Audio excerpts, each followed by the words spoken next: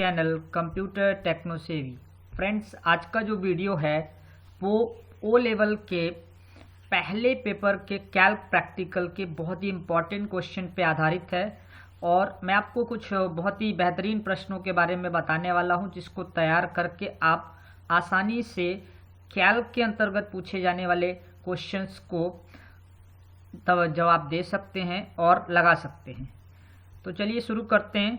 सबसे पहले यहाँ पर आप देखेंगे कि पहला जो मैंने यहाँ पर दिया है ऑप्शन, यानी मार्कशीट बनाने का, कि आप जो है मार्कशीट एक बनाने की प्रैक्टिस कर लीजिए, चाहे हाई स्कूल का है चाहे बीए का है, ठीक है। या एक फॉर्मेट आपको मिलेगा, आपको कम से कम उसमें टोटल, परसेंट और ग्रेड निकालना आना ही चाहिए। दूसरा यहाँ पर है एम्प्लॉय पेरोल। एम्प्लॉय पेरोल का मतलब कि आपको वहाँ पर किसी भी एक कंपनी का डेटा दिया जा सकता है कि ये बेसिक सैलरी है, उसमें टीए, डीए, एचआरए, टोटल, ये आपको निकालना आना चाहिए। तीसरा कि डेटा को शॉर्ट कैसे करना है, शॉर्ट करना आपको आना चाहिए। असेंडिंग और डिसेंडिंग ऑर्डर वहाँ पर ये आप तैयारी कर लीजिएगा। फिल्टर एंड एडवांस फिल्टर, यानी छांटना है तो दोनों में फिल्टर और एडवांस फिल्टर, इसको भी आप अच्छे से देख लीजिएगा। कंडीशनल फॉर्मेटिंग, पहले के इसमें प्रीवियस पेपर में कंडीशनल फॉर्मेटिंग का जिक्र किया गया और पूछा गया था, तो आप कंडीशनल फॉर्मेटिंग को भी देख लीजिएगा। उसके बाद आता है पाइवट टेबल। पाइवट टेबल क्या होता है, कैसे काम करता है, ये आपको देख लेना है।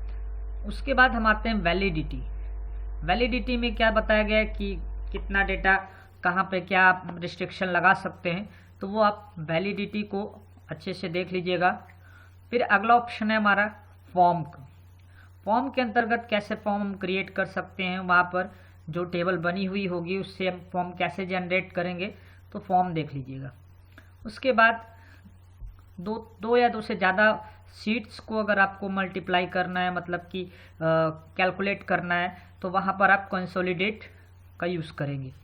और गोल सिक की तैयारी कर लीजिएगा। इनपुट वैल्यू आपको ढूंढनी होती है आउटपुट के आधार पे, तो गोल सिक की बात हुई। सेम एज सॉल्वर, सॉल्वर भी एक बहुत इम्पॉर्टेंट क्वेश्चन के रूप में उभर सकता है और आ सकता है। उसके बाद आप डिटेक्टिव देखेंगे जिसमें आपको एरोस दर्शाने होते हैं, तो डिटेक्टिव कैसे काम करता है इसकी तैयारी भी आप देख लीजिएगा। उसके बाद चार्टिंग में देखते हैं, तो चार्टिंग में जो सबसे ज़्यादा पूछा जाने वाला चार्ट है वो पाई चार्ट है। पाई चार्ट है, कॉलम, एक्स वाई चार्ट, और चार्ट में दो तीन चीज़ें और भी हैं जो आप देख लीजिएगा कि कौन कौन से एक्सिस हैं इसमें, लेजेंड कैसे लगता है, लेबल कैसे काम करता है, तो वो आप चार्टिंग में देख लीजिएगा।